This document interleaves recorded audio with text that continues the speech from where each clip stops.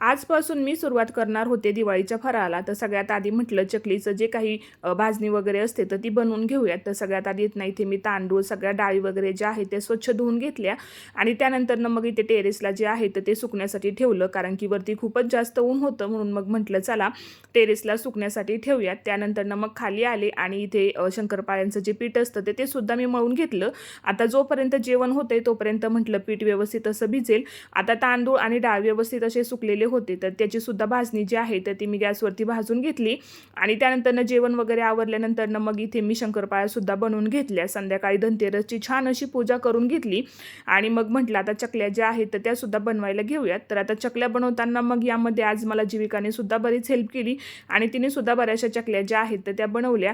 आणि दिवाळी म्हटलं तर फटाक्यांशिवाय तर ती अपूर्णच वाटते. तर संध्याकाळी सगळ्यांचं असं फटाके वाजवण्याचं जे काम होतं ते इथे चालू होतं. तर चला भेटूयात नेक्स्ट मिनी ब्लॉगमध्ये. बाय.